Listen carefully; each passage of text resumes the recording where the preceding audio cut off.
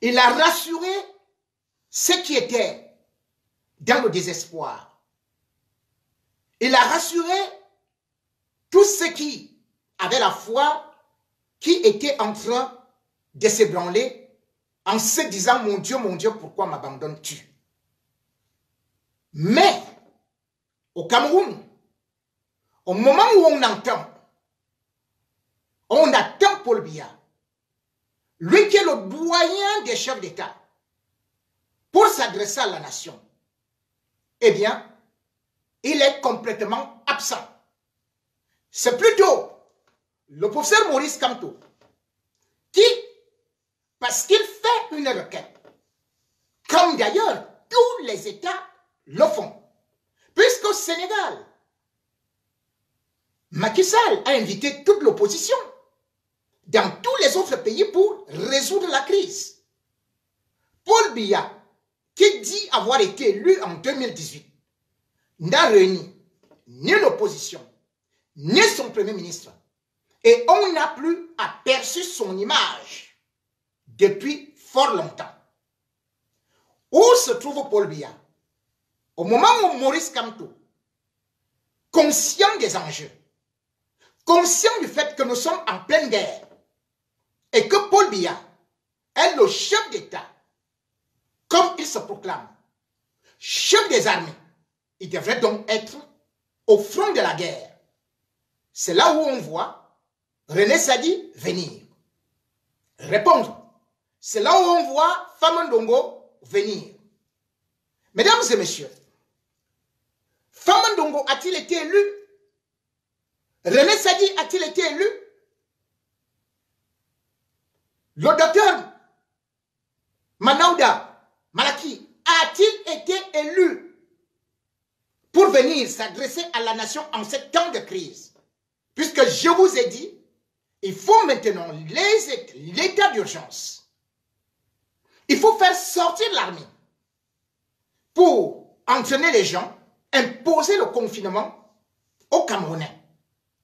Et seul le chef d'État, comme je l'avais dit lors de mon dernier direct, devrait prendre ces mesures. Où se trouve donc Paul Biya? À peine Maurice Kamto pose cette question, Grégoire Owon a dit présent. Donc imaginez, quand nous étions à l'école, vous êtes alignés devant la salle de classe, le maître fait l'appel. Je pourrais Mingono, et c'est Owona qui répond présent. Abega, et c'est Kamga qui répond présent. Monsieur le Président, et c'était l'autre qui répond présent. On demande où est Paul Biya. Et c'est un monsieur qui a exactement le même portrait, les mêmes comportements que Joe Dalton, qui répond présent. Famandongo. C'est le même individu.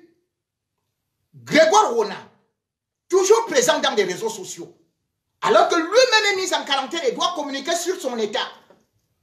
C'est lui qui écrit des lettres et tout et tout. Ils nous disent que Paul Biya est en train de gouverner, de donner des instructions par Twitter. Je voudrais qu'on me montre à quel endroit, quel article de la Constitution camerounaise dit que le chef de l'État camerounais doit s'adresser à son peuple par Twitter. Cet article n'existe pas. Encore que, combien de Camerounais ont Twitter? À peu près 5%. Donc le chef de l'État camerounais choisit de s'adresser au monde entier, à son peuple, par Twitter, en temps de guerre. Donc pour aller à la guerre, il va avec Twitter. Le plus grand président qui fait les tweets au monde s'appelle Donald Trump. Mais aujourd'hui, l'heure n'est plus au tweet.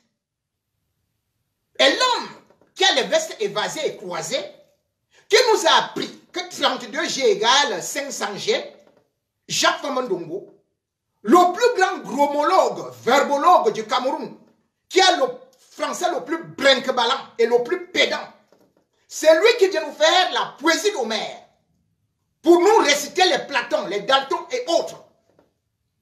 Et nous dire que non, c'est la modernité. La modernité, avec ces individus fossilifères, avec ces mammouths antédiluviens, avec ces brontosaures d'une autre époque, qui ne savent pas qu'un homme d'État, en temps de crise, doit assumer les fonctions qui lui ont été assignées. On n'a pas choisi Paul Biya, ou bien vous qui l'avez choisi, ce n'était pas pour que, comme ils sont en train de nous dire, attendez le défilé du 20 mai. Donc l'événement le plus important au Cameroun, c'est le défilé du 20 mai. Qu'on attende là. Paul Biya a été élu ou s'est proclamé président de la République pour présider le défilé du 20 mai. Camerounais, Camerounaises, les nouvelles sont mauvaises.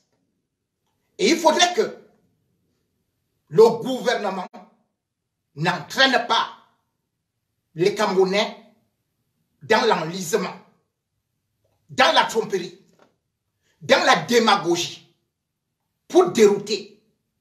Aujourd'hui, on veut savoir où se trouve Paul Biya. Que faisaient les deux médecins israéliens au palais de l'Unité? Qu'est-ce qui s'est passé dimanche au palais de l'Unité pour qu'il y ait tous ces remue-ménages? Il faut donc qu'on nous explique. Puisqu'aujourd'hui, à peine on a prononcé le nom de Robert Nkili, que c'est lui qui aurait lancé la boule puante, que Paul Biya serait décédé. Mais Robert Nkili aujourd'hui est menacé de mort. Chez lui, il s'est réfugié en Colondom. Non, pas en Colondom. Il s'est réfugié dans son village, puisque c'est Femme Ndongo qui est dans Colondom.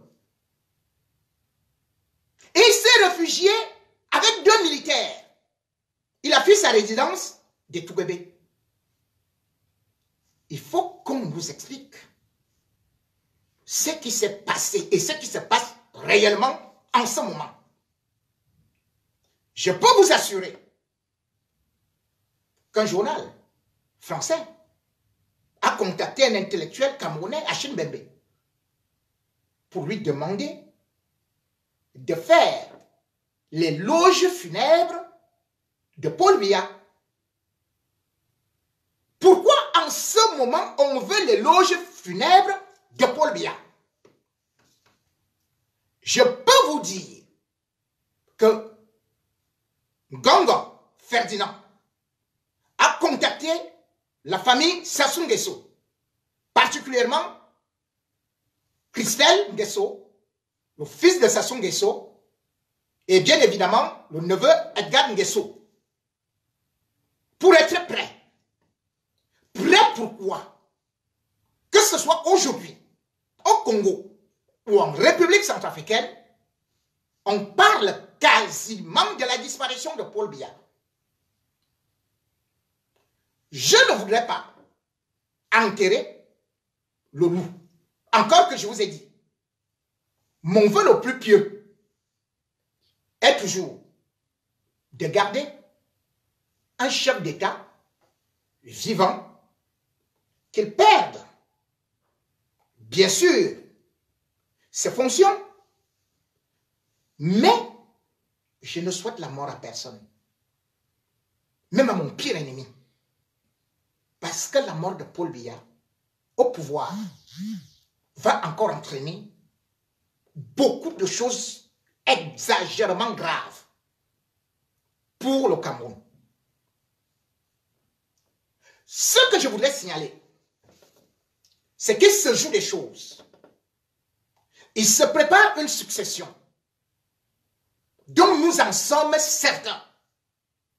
Ce n'est pas par hasard que Franck Biya est rentré au Cameroun en toute précipitation avec femmes, enfants. Ce n'est pas par hasard que Brenda Biya est rentrée au Cameroun. Ce n'est pas par hasard qu'aujourd'hui, les hauts galonnés de notre armée font des ronds de jambes épileptiques chez Franck Biya. Et il y a donc quelque chose qui se prépare. Et cela m'amène à imaginer un scénario, voire deux.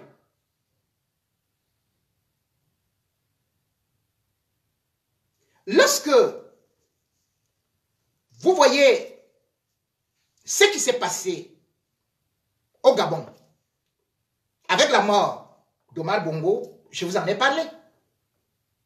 C'est son fils, Ali Bongo, qui est venu. Sauf que Ali Bongo était déjà dans le gouvernement. Or, ce qui se passe au Cameroun, c'est que Franck Biya est actuellement préparé